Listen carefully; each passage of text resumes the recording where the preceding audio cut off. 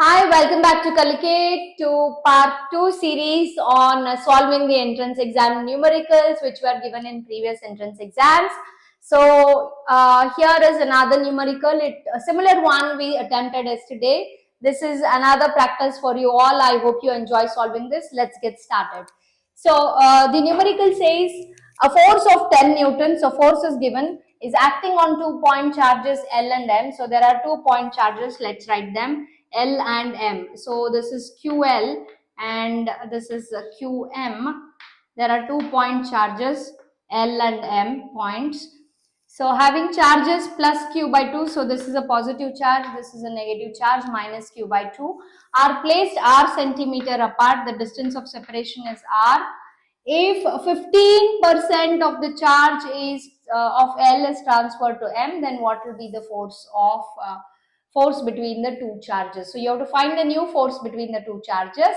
Okay, let's first figure out what is the first force between the two charges. So the force between two charges is given by K into charge on L and charge on M divided by the distance of separation. So what is the charge on L? The charge on L is plus Q by 2 and the charge on M is minus Q by 2. We take the magnitude, therefore we just write the magnitude and not the minus symbol, divided by R square is the distance of separation. So if you multiply this will be K into Q square divided by 4 whole divided by let's write it here. I hope this is visible. I do not want to take risk, so let's write it here. So K into Q square divided by 2 times 2 is 4, 4 divided by R square. If you have nothing in the denominator, that means you have 1. So how do you simplify this part? So your F becomes K into, let's write it, Q square divided by 4. This goes to the numerator, becomes cross multiplication, divided by 1 by R square. So this gets reversed when it goes to the numerator and you have a multiplication symbol. So what is your answer? The original force of attraction between them is KQ square divided by 4R square. Please remember this expression. We might need it a little later. Now, 15% of this charge Q by 2 has been transferred. So this loses 15% of the charge and this gets 15% extra. So what is that 15%? We need to first find that out and subtract that 15% from the original charge and add that 15% to this charge, because it gains, one gains and another loses. So the total charge is conserved according to the law of conservation of charges. So this was something that we took in the previous part 1 entrance exam numericals. It is very much similar. I'll give you a pause and as usual we'll reveal the answer. Well, it's time for reveal. I hope you were able to figure the answer out. If not, here's the reveal. So 15% has been lost. So QL dash, what will be the new charge? I mean QL loses 15% of the original charge. What is the original charge? Original charge is Q by 2. So it loses 15% of Q by 2. 15% can be written as 15 divided by 100. So that means what is the charge lost? Let's find out the charge lost. Charge lost is equal to 15 divided by 100 multiplied by the original charge, which is Q by 2. So this can you can we does this go in any 3 5s? No, I mean you don't have 100 in 3 tables. Yeah, but you can simplify this by 5 tables. 5 3s are 15, 5 20 times is 100. So you have 3 times Q is 3Q divided by 20 times 2 is 40. So this is the amount of charge lost. It has lost this amount of charge. Okay, now we have to, it has lost this amount of charge, but what was the original charge? You have to subtract this charge which is lost from the original charge to find out what is the new charge on L, right? So let's figure that out. Again, I'm giving you a pause. I hope you'll be able to find that out and check your answers against the answer I'm doing, against the calculations I'm doing. Well, it's time for reveal. So the new charge on L, new charge on L would be the original charge, which was Q by 2, minus what has been lost. Since it has been lost, I am subtracting it from the original charge. So it has lost 3Q divided by 40. Now there is 2 and 40. You need to take the LCM. Let's take the LCM here. Let's take the LCM. If those of you who have forgotten how to take the LCM, it's a time for you to relearn it.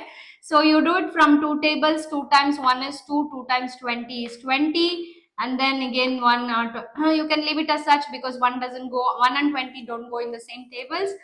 Or you could do it from one tables. Again, 1 times 1 is 1, 1 times 20 is 20. It remains the same. So what do we do when we are finding the LCM? When you find the LCM, you multiply all of this.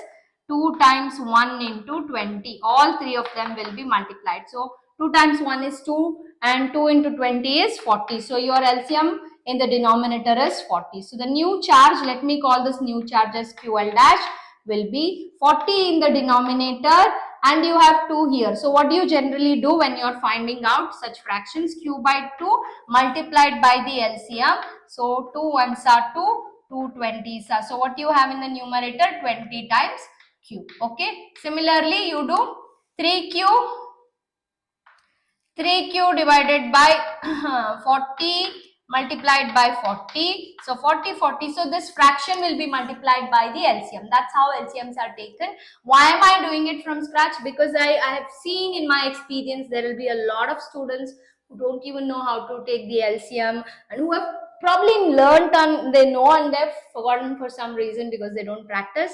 So it is essential that you always know your fundamentals, right? So always I make sure that I teach the fundamentals again and again so that it gets etched here. So those of you who know already, for them it may seem very basic. For those of them who cannot, who are scared to ask questions in the class and still want to learn, here's the reveal. I hope it will help someone. Okay, so you take this fraction, you multiply it by the LCM. So 40 and 40 gets cancelled. What is left? 3Q into 1. So you have 3Q. So you have 20Q and minus 3Q divided by 40. So 20 minus 3 is 17, right? 20 has a positive sign, so it is 17Q divided by 40. So in other words, you can just write it as 17 by 40 into Q. So this is the new charge on L. Now, time to find out what is the new charge on M, because what was the charge transferred? This is the amount of charge added, right? Here it was lost, but this amount of charge was added to M. So let's add that to M and figure out what's the new charge on M. Okay. Well, here's the reveal. You can cross-check your answers with what I do here. So therefore, the charge lost, right? Charge M gains the charge gained by M. Okay. Charge gained by M, right, is equal to, what is the original charge? Minus Q by 2 was the original charge. It is given on M, plus how much did it gain? 3Q by 40. Why are we doing plus? Because it has gained. There is an addition of this charge. So 3Q divided by 40. Now again, we don't need to take the LCM. It is the same. It will be 40 in the denominator.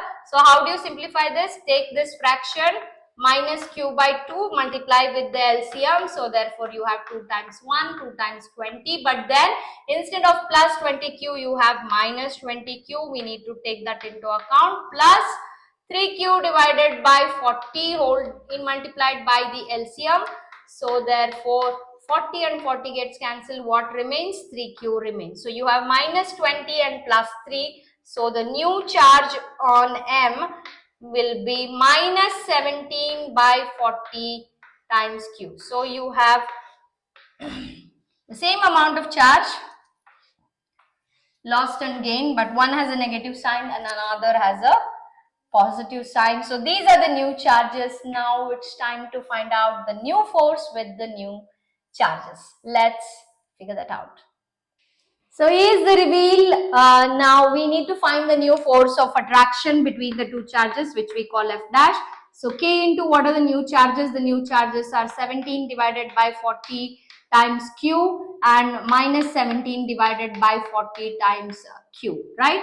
whole divided by, you can ignore the minus sign, whole divided by r square. So let's simplify this. You have k and then q and q, you have q square. So what is 17 square? So just like 16 square gets repeated, you are supposed to know what is this as well. 17 square is 289, 16 square is 256, whereas 15 square is, these are certain things that you must remember, 225. Similarly, 14 square, if I'm not wrong, it has to be 196. So these are certain things. 13 square is 169 and 12 square is 144, right? So 11 square again is 121. At least till 17, 18. These are certain numbers that you must remember for your calculations, because you won't be provided with a calculator. Otherwise, you will spend time in multiplying 17 times 17. If you do not know, you can still do that if you are very good. If you do some mistake, then the entire numerical goes wrong. So these are certain things that you must remember. Okay. So 17 square is 289 and 4 times 4 is 16. You have 1 0 here, 1 0 here, that is 1600 times q square divided by r square. So this is the formula. Therefore, this is your new f dash. Now it's time to, what was your earlier f? F is, it was, I think, if I'm not wrong, k q square, 4k q, I think 4k q square divided by r square. If I'm not wrong, then just, what are you supposed to find out? You are about to find out f dash divided by f, the ratio. Why this f? Why not f divided by f dash? Because you see the options, you have to find it in terms of f. So f needs to be cross multiplied here, therefore it has to come in the denominator. Now I'll give you some time to simplify this part, and then as usual I will reveal the answer. Well, here's the time for reveal. So I guess I had written the expression for f as wrong. So I'll rewrite the expression. Now f dash divided by f. So let's first simplify f dash and f. So f dash was, if I was not wrong, it is k into q square divided by q, 289 divided by 1600 whole divided by r square. So if you do not have anything, that means you have r square by 1. So this can be rewritten as kq square 289 into divided by 1600, and when this goes above, it becomes multiplicated by 1 by r square. So what is your value for f dash? F dash is equal to k q square 280 k q square by r square into 289 divided by 1600. So this must be your expression. Similarly, f, I had written it wrong, so I will redo it. So it was k into q square divided by 4 whole divided by r square by 1. This can be written as k into q square divided by 4. This goes to the numerator, becomes multiplicated by 1 by r square. So therefore, with this we will write as kq square divided by 4, no, kq square divided by r square into 1 divided by 4. So this is your expression for f. Okay. Now since you have these expressions, use these expressions, that is f dash divided by f, and simplify. So here's the reveal. I've just substituted the values for f dash and f. F dash is kq square by r square 289 divided by 1600. F is kq square by r square 1 by 4. So this part gets cancelled. What are you left with? You are left with 289 divided by 1600. If this goes above, it will be multiplicated. 4 divided by 1, right? So therefore 4 times 1, 4 times 4 is 16, and you have 200. So therefore this cannot be further divided. You have f dash by f is equal to 289 divided by 400, which is in turn f dash is given by 289 divided by 400 times cross multiply f here. So this becomes f. So this must be your ratio between f dash and f. And yes, here we have the answer. Oh, did we miss something? Did we miss something? Was it 160 and we did it as 400? Oh yeah, we have 289 by 400 here. So this would confuse your answer. We have the answer 289 divided by 400 times F. So D is the right option. C, there can be misunderstandings. So you saw how, easily it can be solved with minimal calculations and conceptual tricks. It's time to take up one more. Here's another interesting numerical that will test your chemistry as well, along with physics, whatever you have learned in your previous chemistry classes or this year chemistry classes. It's a very interesting numerical. Let's see what it says. Nucleus of U-92-238, which is a uranium atom, which has an atomic number of 98 and a mass number of 238. So what does atomic number mean? This gives you the number of protons inside the nucleus. So there are about 92 protons. This gives you the mass number, right? The protons, and you know what a mass number is. So this is what we are more concerned, because this gives you the charge on the particular atom, because these many protons are there. It emits alpha particles. So this has 92 protons and it emits some protons. What are alpha particles? Alpha particles are again nothing but protons. So this uranium, which is a radioactive element, obviously it will emit some neutrons or protons. Neutrons do not have any charge, so we are not concerned how many neutrons were emitted at all, because neutrons are basically chargeless particles. There is no charge on any neutron. Neutron is a neutral particle. It has no charge, whereas alpha particle or proton has charge on it. So we are definitely concerned about these number. This is the number of protons and it emits alpha particles. So out of these 92 protons, it has emitted some alpha particle. What is that alpha particle? He24, it is helium. So how many alpha particles were emitted? Out of 92 protons or out of 92 alpha particles, 2 alpha particles were emitted. So how much was left in the uranium? 2 were emitted out of 92. So uranium remains with 90. So will that combination still remain as uranium? Not only that, it has a mass number of 4. So earlier the mass number was 238. Now the mass number, you have to deduce 4 from it. So 238 minus 4, 234 will be the new number. So what is the other element emitted along with helium or alpha particle? If you know the mass number and if you know the atomic number, you can figure out what was emitted. Let's see.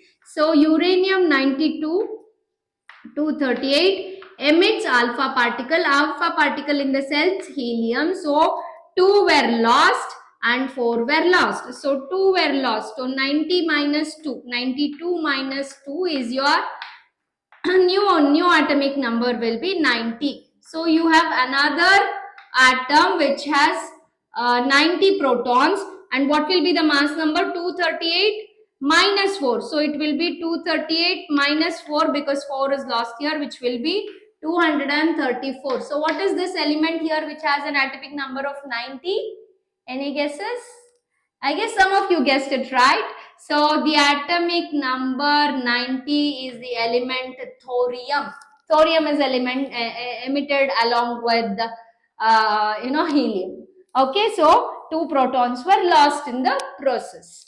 Now let's see what are we this is the first thing that you need to understand. If you understand alpha particle, proton and all of that is the same. If you understand this is the number of protons and 2 protons were lost and the new element had only 90. So the remaining uranium or which was emitted, the remaining thing had only 90 alpha particles. Okay, and what is the charge on each proton? Again, the charge on it, what is the charge on this helium nucleus? The charge on this helium nucleus will be charge on the 2 protons, because it has 2 protons, right? Charge on 2 protons will be 2e plus. What will be the charge on the remaining uranium nucleus?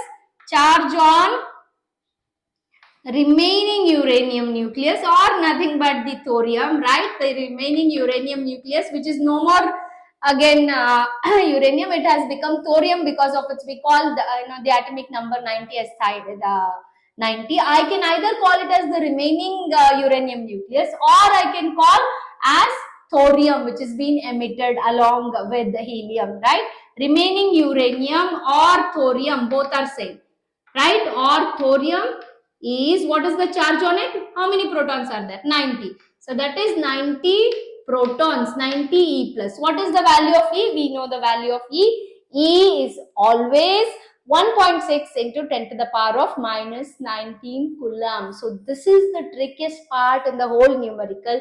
If you understand that, calculation is very simple. We know how to simplify. I've taught you tricks, right? So let's see what needs to be found out. We understood the major part of the problem. Most of it is done actually. At any instant, alpha particle is at a distance of so and so. Okay, they have given R, which is a great thing. And it is given in meter. There is no obligation to convert it from centimeter to meter. Fantastic. From the center of the nucleus of uranium. So at any instant, this alpha particle is at a certain distance. This distance from the uranium. Okay. Now, so the distance, when was this alpha particle emitted? Imagine. Okay, this is uranium. Let's see. This is uranium. Now uranium splits up, right? It is, the helium is emitted, right?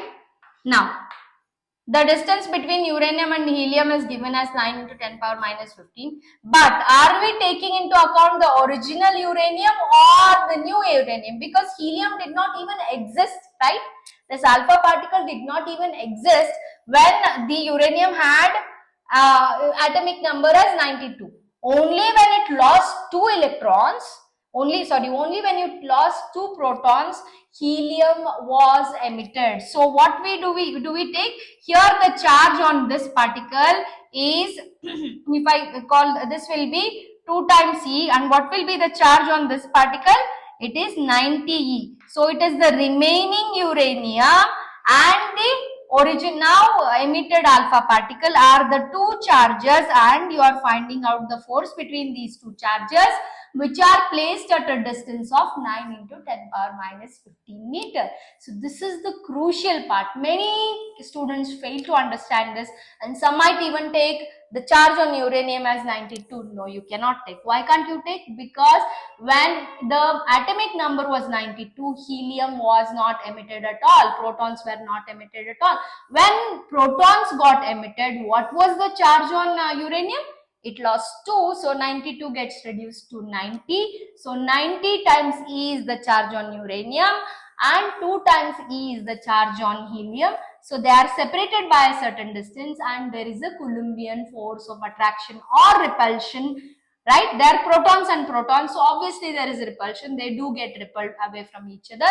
So you are asked to find out the same force on the alpha particle due to the remaining uranium nucleus, or you can also call it as thorium, because 90 is nothing but thorium. So I leave you there, which means I'm not going to, it doesn't mean I'm not going to solve it. I'll definitely solve it. But I've given you the major hint. I want you to do the mathematical calculations as usual. I'll give you a pause and reveal the answer.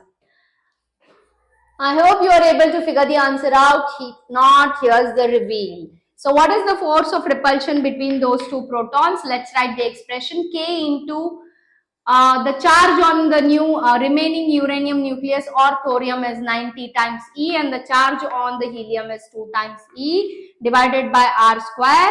So all the values are given. Let's substitute it. So K into 90 into 2, okay, 90 times 2 into E square. We know the value of E square. E square is how much? 1.6 into 10 to the power of minus 19 whole square. You should always remember these standard values. R is given 9 into 10 to the power of minus 15 the whole square, because the force of attraction or repulsion varies inversely as the square of the distance between the two charges, right?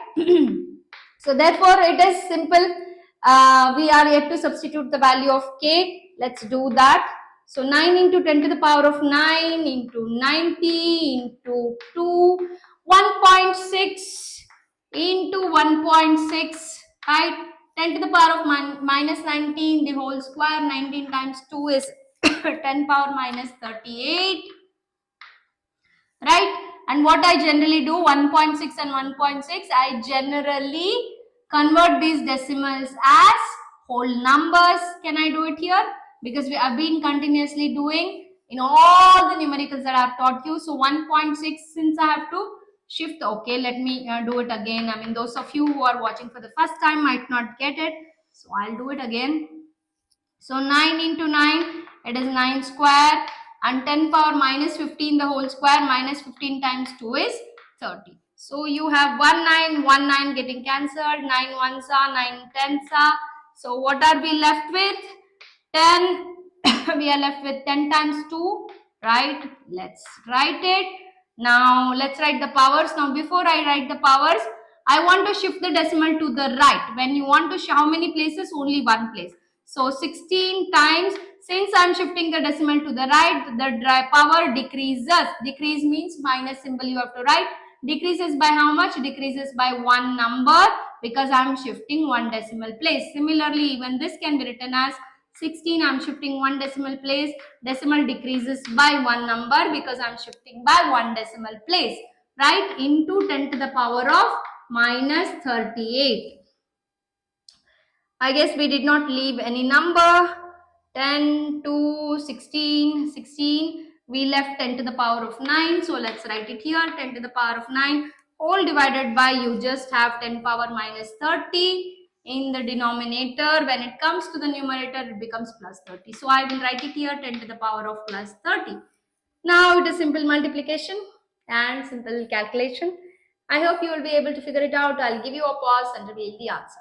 Now time to reveal the answer. Let's multiply the whole number. So you have 16 times 16. We know 16 times 16 is 256.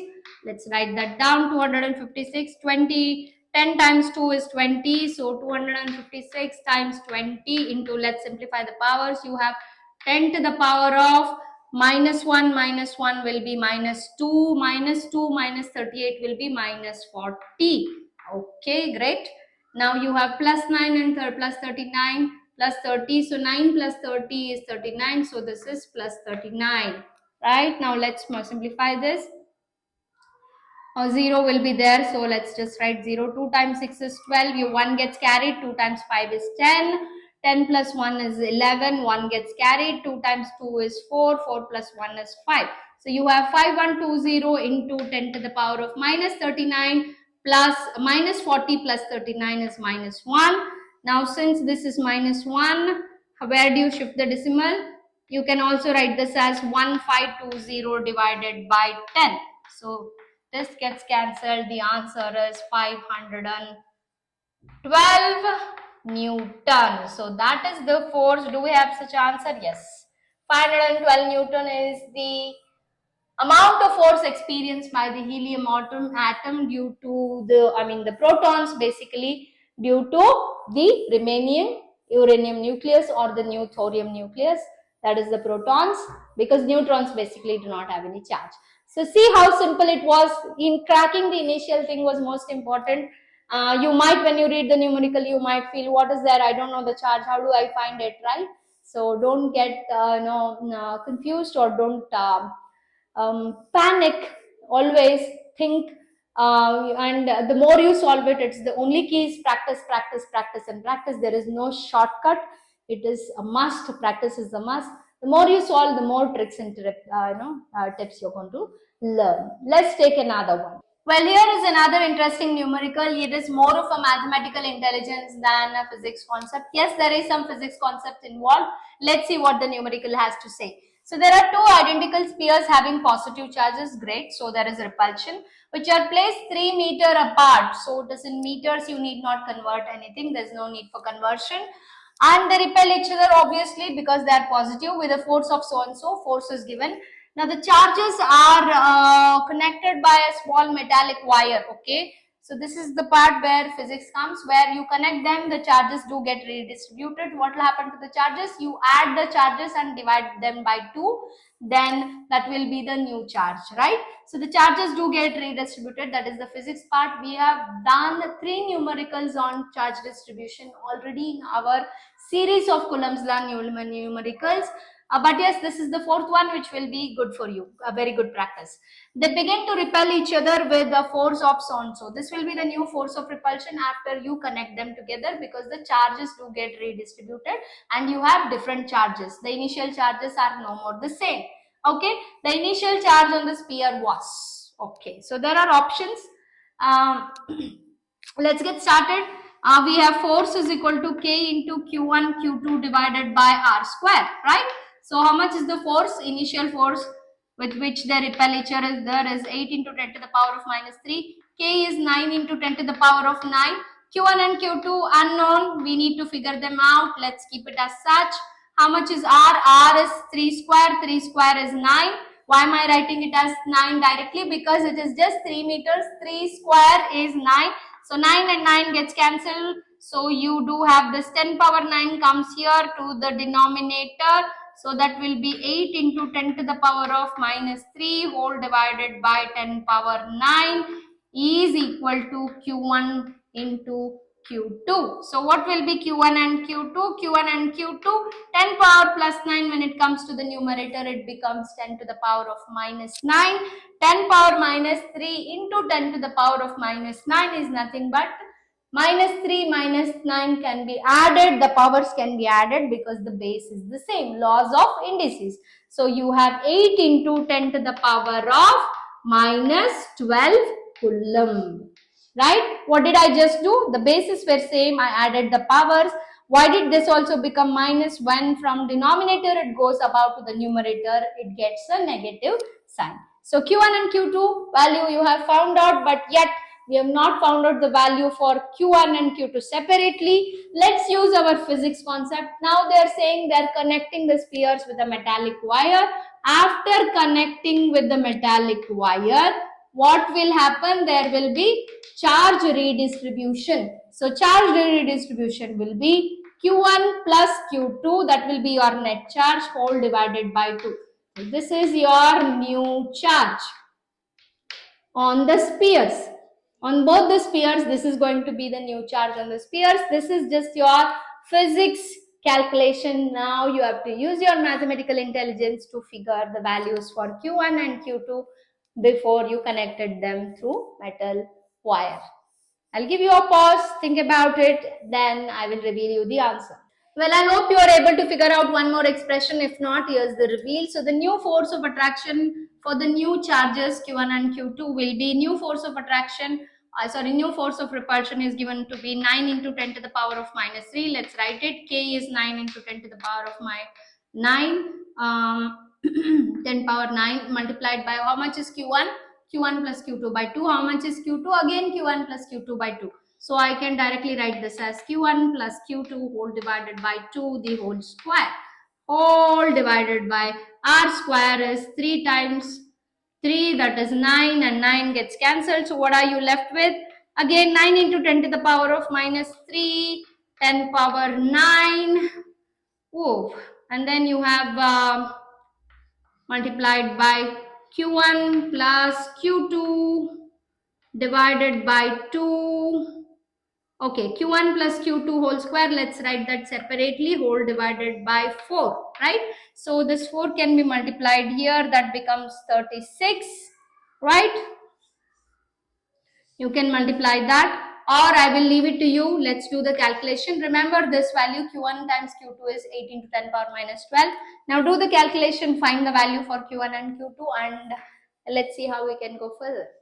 So here's the reveal. I hope some of you were able to find out the miscalculation that we did. You cannot, separate 2 out of the square. It cannot be done because there is 2 is below Q1 plus Q2. So you cannot take that out. So what we could do is let's retain it as such, the whole square. Now, 10 to the power of plus 9, if it goes to this side, it will come 10 to the power of 9. When it goes to the numerator, it will be into 10 to the power of minus 9. So therefore, bases are same, powers can be added. So what you do, it is 10 power minus 3 minus 9. This can be written as minus 3 minus 9 is minus 12. So you have 9 into 10 to the power of minus 12 is equal to so on so. Now how do we find out Q1 and Q2? We can take square root on both the sides. Let's take square root on both the sides. So this can be written as 9 can be written as 3 square times 10 to the power of minus 12 can be written as 10 to the power of minus 6 the whole square. Now that is equal to, you have Q1 plus Q2 divided by 2 the whole square. Let's take square root on both sides. So if you take square root on all the sides, square and root gets cancelled. So you have 3 into 10 to the power of minus 6 is equal to Q1 plus Q2 divided by 2. Now this 2 can be multiplied here directly. So multiply here. So that will be 6 into 10 to the power of minus 6 is equal to Q1 plus Q2. Similarly, you had Q1 times Q2 is equal to 8 into 10 to the power of minus 6 if I'm not wrong. If it is wrong, it could be minus 12. Check it. If it is wrong, I'll recorrect it. And from there comes your mathematical intelligence of solving it. Let's see. I think it was minus 12 if I remember it correctly. Let's see. I'll check it. If it's wrong, I'll change it. Now, how do you find out Q1 and Q2 using our mathematical intelligence is the very important part. I hope if some of you have been solving a lot of numericals, by now you must be able to figure out how to do such calculations. If not, here's the reveal. We know that a plus b the whole square is given by a square plus b square plus 2ab. Similarly, we also know a minus b the whole square is equal to a square plus b square minus 2 into a into b, right? So this can be written as, instead of a square and b square, you have q1 and q2. So if it is q1 plus q2 whole square can be written as q1 square plus q2 square into 2 times q1 q2. Similarly, q1 minus q2 the whole square can be written as q1 square plus q2 square minus 2 times q1 into q2. You must be wondering why am I doing it, because I know these values q1 and q2, and q1 plus q2 can also be found out using simultaneous equations. I will show you how, but here I will pause and give you a chance to think and do the remaining part. Well, I guess most of you were able to figure that out. If not, here's the reveal. Now let's subtract this from this. So I will do q1 plus q2 the whole square minus q1 minus q2 the whole square is equal to, so you will have q1 square plus q2 square, which is as usual, we write that as usual 2 times q1 q2 minus, so you are multiplying minus of this expression, so this becomes minus q1 square and minus q2 square, and this already has a minus sign, so you are subtracting again, so minus times minus will be plus, so this becomes 2q1 times q2, so therefore this is separate, don't mix them up. Okay, so what will happen? q1 square, q2 square, q1 square, q2 square gets cancelled. You are left with 4 times q1, q2. Now use this expression and it will be easy to solve. So now a very important part, I'm taking minus q1, q2 the whole square on the other side, so it becomes, so I have q1 plus q2 the whole square minus q1 q2 the whole square, the whole square is equal to 4 times q1 q2. What am I going to do? I will take this on the other side, so this will be q1 plus q2 the whole square, so this comes here, it becomes minus 4 times q1 q2 is equal to q1 minus q2 the whole square, right? Now you know these values, how much was q1 plus q2? q1 plus q2 was found to be 6 into 10 to the power of minus 2 the whole square minus 4 into q1 times q2 was 8 into 10 to the power of minus 12. That will give you the value of q1 minus q2 the whole square. Simplify this and figure the answer out. Now you know why I used this whole expression. This is your mathematics. This is where your mathematical intelligence comes, and this is how you approach such problems. I hope you are able to do it. If not, here's the reveal. Let's do it. Oh, this was 10 power minus 6, sorry. Therefore, q1 plus q2 value was 6 into 10 to the power of minus 6. I had written it as minus 2. I have corrected it now. Let's do this. If you square 6, it will be 36. So that will be 36 into 10 to the power of minus 6 times 2 is minus 12. So you have minus 12 minus 4 times 8 is 36. Okay, great. 36 into, no, 4 times 8 is 32. So 32 into 10 to the power of minus 12. That's wonderful. So you have q1 minus q2 the whole square. So therefore 6 square is 36. 36 you have 10 power minus 12 which can be taken common. Let's take it out. So 36 minus 32 is 4. So 4 into 10 to the power of minus 12 will be equal to q1 minus q2 the whole square. Now let's square this. This can be written as 2 square into 10 to the power of minus 6 the whole square, which is nothing but q1 minus q2 the whole square. Let's take square root on every side. So you have 2 square root of 2 square into square root of 10 to the power of minus 6 the whole square is equal to square root of q1 minus q2 the whole square. So square root and root gets cancelled. So what is the value of q1 minus q2? q1 minus q2 is now equal to 2 into 10 to the power of minus 6. Similarly, how much was q1 plus q2? q1 plus q2 was found to be 6 into 10 to the power of minus 6. So you have two values, two expressions, simultaneous equations. Very easy to find the values for q1 and q2. I guess you will be able to do from here. I'll give you a small break and we'll do it. Well, so that now we have two expressions. You have minus q2 and plus q2 here. Let's add these equations. If you add them, q2, you can even subtract them, but the easiest way is this already has a minus sign and plus sign. So we can easily cancel q2 and figure out the value for q1. So let's add these two equations. q1 minus q2 is 2 into 10 to the power of minus 6. Okay. So 2 into 10 power minus 6. q1 plus q2 is equal to 8. No, sorry, not 8. 6 into 10 to the power of minus 6. So when you are adding, you are doing basically addition. This becomes 2 times q1. This gets cancelled, will be equal to, since you are adding, 6 plus 2 is 8. 8 into 10 to the power of minus 6. We need the value for q1 divided by 2. So 8 divided by 2 is 4. This goes to the denominator. So 4 into 10 to the power of minus 6, which is nothing but 4 microcoulomb. Now we know q1 into q2 is 4 micro. Sorry, we knew the value of q1 times q2. q1 times q2 was 8 into 10 to the power of minus 12, whereas the value of q1 is 4 microcoulomb. Substituted there and find the answer for q2. Yeah, so this was 8 into 10 to the power of minus 6, so 8 microcoulomb. So let's substitute the value of q1, q2. q1 is 4 microcoulomb times q2 is equal to 8 microcoulomb. So therefore q2 will be 8 divided by 4. 8 divided by 4 is 2. So therefore this will be 2 microcoulomb. So q2 is 2 microcoulomb and q1 is 4 microcoulomb. Where are the values? Yes. So 4 microcoulomb is q1 and q2 is 2 microcoulomb. They can be given in exchange. Now both are positive, we found out, because it says they both have positive charges. They are identical spheres. So this was the initial charge on the two spheres. So you saw how we used our physics knowledge as well as mathematical knowledge that we have learned right from high school. So it is wonderful to solve such numericals. Keep practicing, you will become a pro at it.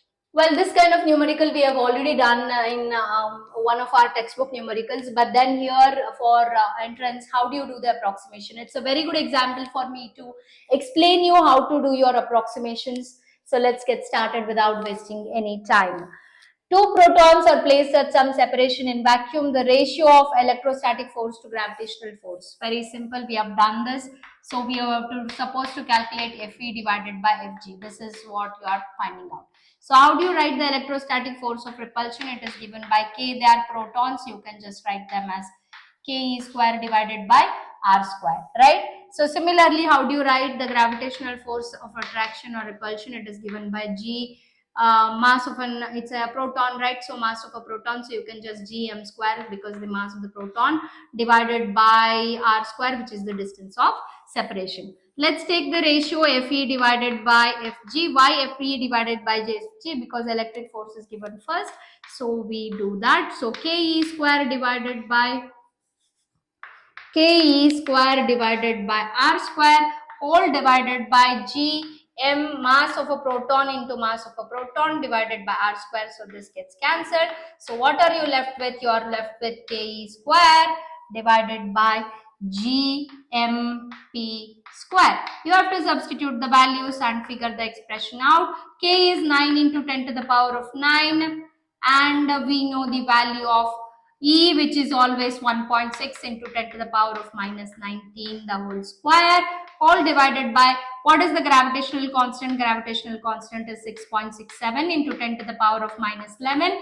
These are numbers that you must remember, because these values generally sometimes won't be given, but sometimes yes, they can be given as well. But safer side, always know these values. Into what is the mass of a proton? Mass of a proton is if I'm not wrong, it has to be 1.67, 6.1 or 1.67. So let's keep it, figure what tell me what's the mass of a proton.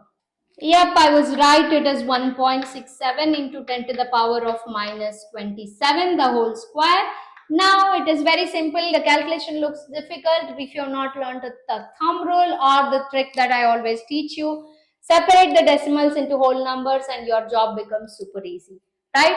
Now before doing that, we can do one more thing. Yes, I'll erase this part, and so that we can utilize the entire board, and then let's continue. You have some time to think how to go further before I reveal it. Well, yep, those who have learned the approximation trick and the decimal trick watching my videos will know how to go about it. Those who do not know, you can solve it with me. So Fe by Fg is given by 9 into 10 to the power of 9. We don't do anything to that. We'll keep it as it is. 1.6. I will do it 1.6 the whole square. So 1.6 into 1.6 into 10 to the power of minus 19. Why have I written to 1.6? Because it is the whole square. Minus 19 times 2 is minus 38. Let's keep it as such. Whole divided by 6.67 can be approximated as 7 because it is closer to 7. I will approximate it as 7 into 10 to the power of minus 11. Now this 1.67, I want to reduce it to one particular number. I will approximate this to be 1.7. So 1.7 into 1.7 multiplied by 10 to the power of minus 17, 27 the whole square. So 27 times 2 is minus 54. Now we can do one more approximation, right? Not approximation, we'll convert those decimals into whole numbers. How do you do that? Shift the decimal to the right. So when you shift the decimal to the right, the power of 10 decreases. Decreases means minus sign. How much does it decrease? Since I have shifted one decimal place, it decreases by number 1. Right? Similarly, this can also be written as 16 into 10 to the power of minus 1, because you are shifting the decimal by one place. Decimal power of 10 decreases by 1. So 10 to the power of minus 38. Similarly, we will do the same thing below. So it is 7 into 10 to the power of minus 11. 1.7 and 1.7. Let's shift the decimal this side. So it becomes 17 into 10 to the power of, decimal decreases by 1 place, minus 1. So this also becomes 17 into 10 to the power of minus 1, because you are shifting the decimal, into 10 to the power of minus 54. Now your job is super easy, because 16 square value we already know, 17 square value we already know, and then it will be super easy to do the calculation. Yep, here's the reveal. So let's segregate. So 9 into 16 times 16 is 256. I've segregated this part. Let's segregate the decimals. So you have 10 to the power of 9. Minus 1 is minus 2. Minus 38. So that is what you have in the numerator. In the denominator you have, okay, segregate this. 7 into 17 times 17 is 289, right? So this 10 to the power of, you have minus 11, minus 1 is minus 2, and then you have minus 54. So you have two parts. You have to multiply these and then do the approximation and also segregate this. Let's do the multiplication here. So single digit, 9 times 6 is 54. So I write 4, 5 gets carried. 9 times 5 is 45. 45 plus 5 is 50. 5 gets carried. 9 times 2 is 18. 18 plus 5 will be 23. So whole divided by, now 7 times 9 is 63. 3 comes here. 7 nines are 63. 6 gets carried. 7 times 8 is 56. Plus 6 will be 62. 6 gets carried. 7 times 2 is 14. 14 plus 2 is 20. So you have 2304 divided by 2023 multiplied by, let's simplify this. So 9 minus 2. Let's first add these. Or you can do 9 minus 2 is 7. Minus, or you can, okay, let's do this. minus 40 plus 9, because minus 2 minus 38 is minus 40. Minus 40 plus 9 will be, you have, this is 10, this will be 1, this will be 31. So you have 31 in the numerator with a minus sign, right? And then let's do this. What do you have in the denominator? So this is the one on the numerator divided by, what do you have on the numerator? On the numerator you have minus 11 minus 2 is minus 13. Okay, minus 13 minus 54. So that will be 7 and this will be 6. So you have 10 to the power of 67, that is minus 67. When it goes to the numerator, it becomes plus 67. Did we miss any? No, I guess we did not miss anything. Did we? 1.6, 1.6. Oh yes, we wanted to shift it to the, okay, so you have 10 power minus 31 and then you have plus 67. So how much will that be? 67 minus 31. I hope you end up with the right answer. So you have 36. Okay, that is 10 to the power of 36. So I guess, yes, all the powers are 10 to the power of 36. I mean, probably this is the answer. I got it, because this is plus 36. You can directly, if you do not need to divide, that's the only one option you can directly take. But I'll teach you the approximation here. Okay, I'll teach you how to do the approximation. This can be approximated as this. Please approximate this as 2300. Okay, 4, you can ignore 4, and 2023, you can just approximate it as 2000. So you can in fact carry this is 23 divided by 20. Let's do it. So 20, 23, so 21 times 1 is this. So you have 3, keep the point, you get 30. 20 times 2 is 40. We can't do it. Let's do 20 times 1 again. So then you have 10. With that point you get 0. 20 times 5 is 100. So the answer is 1.15. 1.15 can be approximately written as 1.2. So there is your answer. So that is into 36. So therefore your final answer would be 1.2 into 10 to the power of 36, which is the ratio of FE to FG. See how simple we made such a complicated looking calculation. This is the power of mathematics. This is the power of approximation. This is the power of the thumb rule that I've been teaching to you. So the answer is 1.2 into 10 power 36. We made it look really simple. It is just practice, learning basic skills, understanding mathematics really well to solve your physics. Well, here is the last numerical for today's session, and this is slightly different and very easy to solve. It's just you need to understand the physics concept really well. So an electron is revolving around a fixed charge of 9e. So there is a fixed charge 9e. This is revolving, electron is revolving around it. So here is your electron which is revolving around it. Okay, around a radius r. So the distance of separation is r. It's revolving with a speed. What is the speed with which it is revolving? Now, if the electron has to move in orbit, so there is an electron and there is a charge plus 9e. So there is a force of attraction. What is keeping this electron in the orbit? It is the centripetal force provided by this. So the centripetal force is what is providing the electrostatic force of attraction. Otherwise the electron would move away. Of course, they both are equal. The centripetal, it is able to move in a circular orbit because the centripetal force balances the electrostatic force of attraction between this positive charge and the negative charge. Otherwise it cannot move along a circle. It cannot keep rotating along a circle. Therefore, the centripetal force which is given by mv square divided by r has to be equal to the electrostatic force of attraction, right? So the centripetal force, which is nothing but the experienced by the electron, you can write it as me, the mass of the electron, because all notations and all answers are given in me. So me v square divided, this expression you must know, you will learn it in the rotation kinematics, which I have not touched yet, but this is something that those of you already know. This is the expression, and this is given by k q square, not q square. Electron is e square, e into 9e square. Okay, the force of attraction is between 9e and e divided by r square. They are equal. So you need to find the revolving speed, which is v square, which is v actually. So v square, let's keep it here. R goes to the numerator. So this will be k.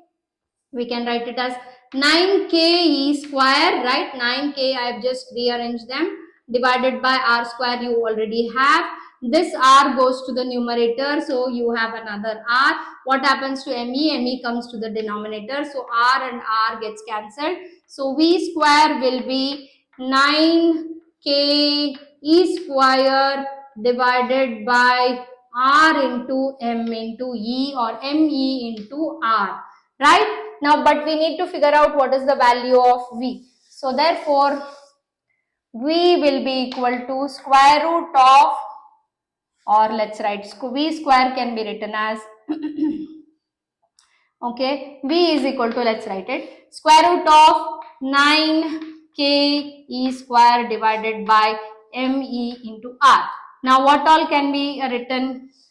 9 can be written as 3 square. Let's write root separately. So 3 square, right? Now root cannot be, this will be me divided by r, me into r.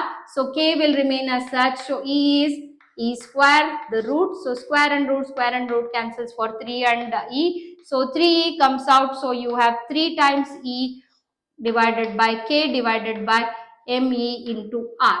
So yes, so here's the expression, we found it. So you need to basically understand, if the electron has to revolve around the plus 9e charge, the electrostatic force of repulsion has to be exactly balanced with the centripetal force, making it revolve around a circle in a particular orbit. Only then you can solve it. And it was a very easy numerical which can be solved within 10 seconds. So there you solve, save a lot of time which can be utilized for other numericals. I hope this session was interesting. I'll come in the next session with more numericals on Coulomb's law and electric field, especially the entrance exam numericals which were given in previous papers. So that will be a lot more practice. You will get to, practice your mathematics, get to practice your tricks, right? Get to practice more decimals, powers of 10, approximations, and more concepts, because it is essential. More practice is very much essential. Like, follow, and subscribe to Kalike. If you take care of Coulomb's law will take care of you.